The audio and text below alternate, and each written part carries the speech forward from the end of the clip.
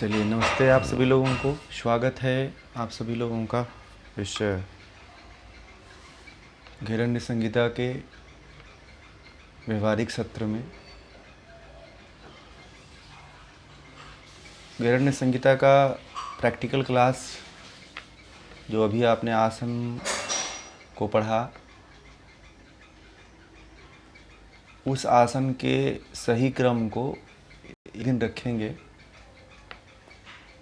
तो उसमें आप लोगों को उसके यथार्थता का पता चलेगा कि कैसे शास्त्रीय रूप से किया है और कैसे हम करते हैं, आप लोग कैसे करते हैं, उसको एक दिन जानेंगे इसको। और हाँ, इसको करके बताएंगे कि कुछ तो इसमें ऐसे हैं कि बहुत ही मिलते हैं। इसमें जितने भी आसन हैं या षटकर्म हैं और ये जो मुद्रा हैं, इनमें से बहुत ऐसे 2 4 5 6 10 ऐसे हैं जो मिलेंगे, आपको सेम मिलेंगे। उनकी जो क्रिया विधि है, उनकी जो करने की प्रक्रिया है, वो सेम ही मिलेगी, तो करने में आसानी रहेगी। मिलती जुलती है सारी विधियाँ। अभी आप लोगों ने जो पढ़ा ना, बहुत लोग पढ़ने के बाद भी इसमें क्या अंतर है और किस तरह से इसको करना चाहिए, बहुत लोगों ने मतलब ऐसे इसमें गड़बड़ी किया था। करने में अभी भी करते हैं ना वो लोग, और कहते हैं मैं तो योग करता हूँ, मैं तो हठ योग करता हूँ। वो नहीं कर पाते हैं, कभी ध्यान ही नहीं दिए, रिजल्ट नहीं मिलते हैं ना। किसको मिलते हैं बताओ आप? बहुत कम ऐसे लोग हैं जो योग कर रहे हैं 10 साल से 15 साल से और उनको योग में फ़ायदा हुआ हो। मैं योग कराता हूँ और लोग जो है जुड़े हुए हैं। मेरे पास तो श्री श्री रविशंकर संस्थान से जुड़े हुए 15-15 साल से लोग हैं जो टीचर्स की ट्रेनिंग लेकर के बैठे हुए हैं और करते हैं। सबसे पहले श्री श्री रविशंकर की जो संस्थान है, उन्होंने टीचर की ट्रेनिंग शुरू किया था बहुत पहले से। फिर पतंजलि से बहुत लोग, पतंजलि बाबा रामदेव से भी बहुत लोग करके प्राणायाम और आसन कर रहे थे। जब हमने थेरेपी बेस्ड उनकी क्लास लिया, चिकित्सकीय बेस्ड उनकी जब क्लास लिया हमने, तो पता चला कि वो 10 साल से 15 साल से कर रहे हैं, मगर जो तरीका था वो सही नहीं था, और तरीका सही न होने के कारण उनको काफ़ी नुकसान हुआ और फ़ायदा नहीं मिला। डायबिटीज़ वैसी की वैसी है, बीपी वैसे का वैसे है, अर्थराइटिस वैसे का वैसे है, हृदय रोग वैसे का वैसे ही था जैसे पहले था। और जिन लोगों ने सही तरीके को अपनाया, उनमें जो है उनके रोगों में काफ़ी अंतर पाया गया, देखा गया। और बहुत से लोगों की दवाएं छूट गईं, बहुत से लोगों की जो है रोगों से मुक्ति भी मिल गई, और बहुत से लोग तो पूरी तरह से दवा से मुक्त हो चुके हैं। ये होता है यथार्थ योग के मतलब ज्ञान से। नहीं तो आप लोगों को ये चीज़ अभी केवल सैद्धांतिक रूप से इसलिए बैठा रहे हैं कि सिद्धांत ऐसा चीज़ होता है कि वो बैठ जाता है जब व्यक्ति के मन मस्तिष्क में, तो युगों युगों तक वो जीता है। ठीक है, लार्ड काले ने हमारे देश में ऐसा शिक्षा पद्धति उसने लागू करके चला गया, ऐसा लागू कर दिया कि नहीं चाहने वाले व्यक्ति भी उसको लेकर के उसकी गुलामी की मानसिकता में जकड़ा हुआ है। कितना भी पढ़ा लिखा इंसान हो, देखिए आज वही उसी की शिक्षा पद्धति को लेने के लिए दौड़ लग रही है। समझ रहे हैं ना? तो हमें एक सिद्धांत स्थापित करना है लोगों के अंदर, और वो सिद्धांत अगर स्थापित हो गया तो युगों युगों तक जिंदा रहेगा, है ना। कोई कितना भी इसको बिगाड़ने की कोशिश करे, नहीं बिगाड़ पाएगा। और आप ऊपर ऊपर जैसे जैसे आप ऊपर से सीखेंगे तो आप ये बिगड़ता चला जाएगा। ठीक है ना? तो हमें ऊपर से नहीं सीखना है, हमें इसके आंतरिक और इसके मूल में जा कर के सीखना है। तभी हम बहुत लंबे समय तक बने रहेंगे, लंबे समय तक किसी को बता पाएंगे, लंबे समय तक हम किसी को सिखा पाएंगे इसको। और देखिएगा फिर कितना भीड़ दौड़ लगती है इसको, कितने लोग इसको समझने के लिए आते हैं, कितने लोग इसको जानने के लिए। कितने लोग इस पे चलने के लिए आते हैं जब यथार्थ ज्ञान आप देंगे तो, ठीक है ना। तो हाँ, तो ये है। और कल जो है हम लोगों ने हिरण्य संहिता के व्यवहारिक सत्र में महाबंध के बारे में अध्ययन किया था, समझा था इसको। अब महर्षि हिरण्य ने बंध के बाद जो है धारणा का वर्णन किया है। तो धारणा ध्यान से पहले की अवस्था है, और महर्षि हिरण्य ने मुद्रा के शुरू होने से पहले ही धारणा बता दिया कि पहले धारणा करो, उसके बाद मुद्रा करो। यानी कि मुद्रा जो है धारणा से पहले की स्थिति है, यानी कि ध्यान की अवस्था है वो, यानी कि ध्यान की पहली स्टेज है। ध्यान तो बताया ही है महर्षि हिरण्य ने। मतलब मुझे लगता है कि दो स्थितियां उन्होंने बता दिया है ध्यान की। एक तो मुद्रा को ले लिया है और एक ध्यान को ले लिया है। ध्यान को ले लिया है, जो ध्यान उन्होंने 3 ध्यान बताया है, स्थूल सूक्ष्म ज्योति ध्यान बताया है, वो ध्यान उच्च स्तर का ध्यान है। और जो ये अभी जो आप 16 मुद्राओं में जो पढ़ेंगे वो ध्यान, मुझे लगता है वो जो ध्यान की विधियाँ हैं वो मुझे लगता है कि प्राइमरी स्टेज है उसका। और अभी इनसे पहले जो है, इन मुद्राओं से पहले धारणा बता दिया, धारणा का वर्णन कर रहे हैं। यानी कि हठ योग में जो है धारणा का जो स्तर है वो मुद्राओं से नीचे है, और उससे भी नीचे जो है बंधों का स्थान है। आप इसके बारीकियों को समझिएगा कि शास्त्र क्या कह रहा है। ये मैं नहीं कह रहा हूँ, ये शास्त्र जो कह रहा है मैं वही निमित्त बन करके आपको बता रहा हूँ। इसमें मेरा कुछ नहीं है, ना ये मेरे द्वारा कुछ रचा हुआ है, या मैं अपना कोई मत चला करके या अपना कोई पहचान बनाने के लिए मैं ऐसा कर रहा हूँ। ऐसा भी नहीं है। जैसा शास्त्र में लिखा हुआ है उसी को मैं बता रहा हूँ कि आपकी नज़र वहाँ तक जाए कि आप जो है डिफ्रेंसेज कर सकें, भिन्नता को देख सकें कि मुद्राओं का स्तर कितना ऊंचा है। यानी कि धारणा से भी ऊंचा है। ध्यान को तो बताया ही है, यानी कि मुद्रा जो है ध्यान की पहली अवस्था है, और दूसरी अवस्था जो है वो ध्यान, जो हम ध्यान कहते हैं। जैसे योग सूत्र में आप लोगों ने पढ़ा समाधि, समाधि के कई स्टेप हो गए, और हम लोग जो है समाधि को केवल एक ही 2 जानते थे कि बस समाधि हमें मिल गई तो हमें मुक्ति प्राप्त हो जाएगी। ऐसा नहीं है। समाधि में पहुंचने पे भी समाधि की कई अवस्थाओं से गुजरना पड़ता है, तब जाकर के समाधि प्राप्त होती है। ऐसे ही हठ योग में भी ध्यान की कई अवस्थाएं आपको कई अवस्थाओं से गुजरना पड़ सकता है। वही चीज़ महर्षि हिरण्य ने बताया है। ये बारीकी को आप लोग समझें और यहाँ पे इसको जानें, तो ही आप जो है, आपका कंसेप्ट जो है क्लियर हो सकता है पूरी तरह से, और आपका इसमें रुचि उत्पन्न हो सकती है शास्त्रों को जानने में। जब तक आप सिद्धांत नहीं जानेंगे तब तक दुनिया में किसी भी ज्ञान को, विद्या को नहीं जीवित रखा जा सकता है। तो पार्थिव धारणा में इसमें 2 श्लोक हैं, उसको हम पढ़ते हैं, फिर इसके अर्थ को समझेंगे, फिर इसकी हम व्याख्या करेंगे।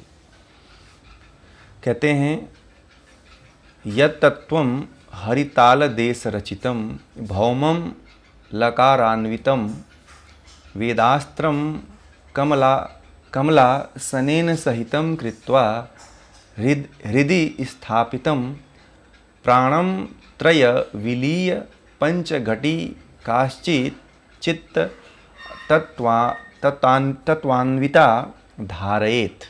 ये एसाम स्तंभकरी सदा क्षितिजयं कुर्याद धो धारणा।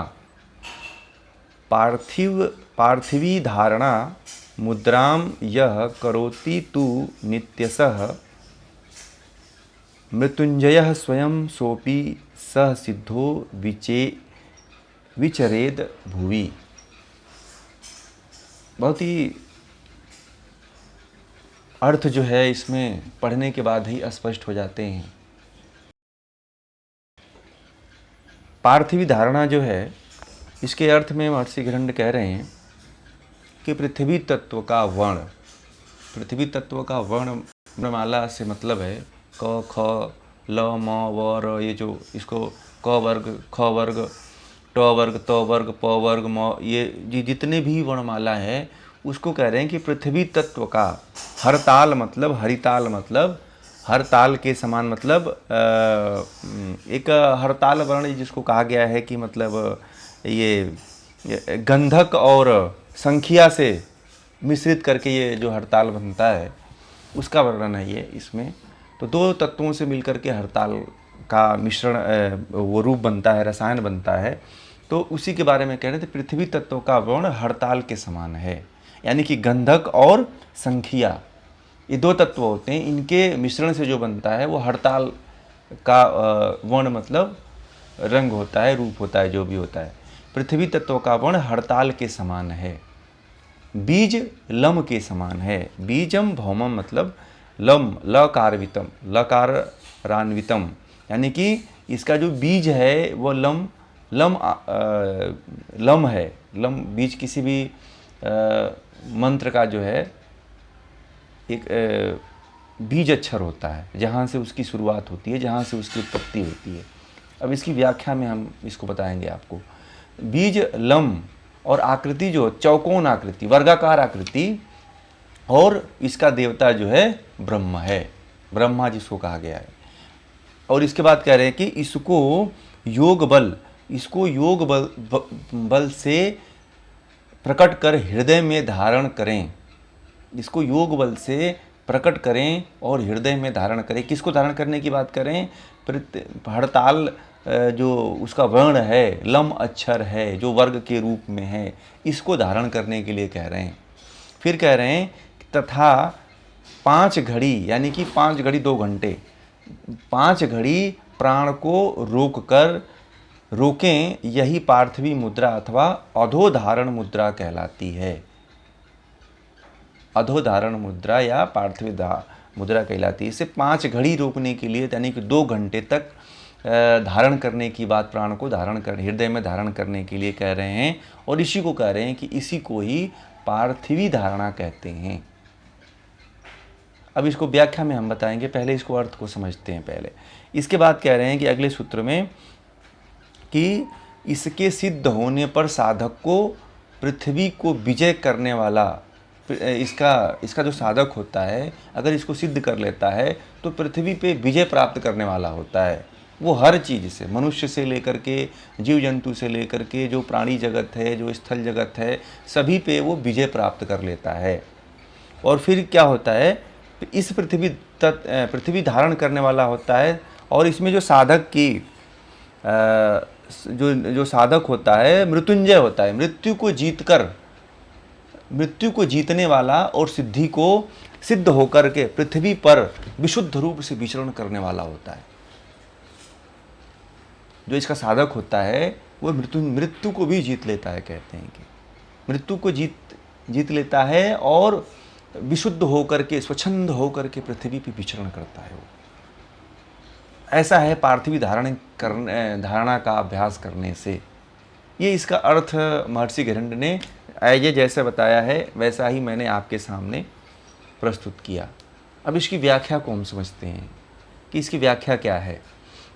तो देखिए, इसमें सबसे पहले पृथ्वी तत्व जो होती है उसका रंग जो है, उसका जो वर्ण होता है वो 2 तत्वों के मेल से बना होता है। एक तो आपने देखा होगा, एक है गंधक का रंग कैसा होता है, और एक संखिया होता है। ये 2 तत्वों का जब मिलाते हैं तो उससे हरताल नामक रंग तैयार होता है ना। कुछ ब्लैकिश टाइप का, कुछ धुंधला टाइप का, या फिर आप ऐसे समझ लीजिए कि महरून टाइप का, इस तरह से, या ब्लैकिश, इस तरह से लिए हुए वो बनता है। जो गंधक होता है अपने आप में एक तत्व होता है, और हड़ताल जो संखिया होता है ये भी एक अपने आप में पौधा होता है, एक आयुर्वेदिक जड़ी बूटी होती है। और दोनों तत्व जो है जहरीले होते हैं। इन तत्वों के बारे में ये कहा जाता है कि दोनों तत्व जहर होते हैं। अगर इस तत्वों का सेवन अगर मनुष्य कर ले तो उसकी मृत्यु हो जाती है। तो इस रंग का जो है पृथ्वी का रंग है। इस रंग के बाद जो है कहते हैं कि इसका जो बीज मंत्र है, अब देखिए बीज मंत्र की बात जब आई है तो इसको समझने वाली बात है। बीज मंत्र इसका लम है।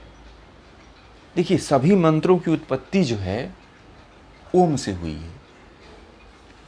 आप लम बीज जो है उसका भी उच्चारण कर सकते हैं। जैसे ओम बीज मंत्र है, इसका भी ओम ऐसे उच्चारण करते हैं, वैसे ही लम का भी उच्चारण कर सकते हैं, जैसे ल ल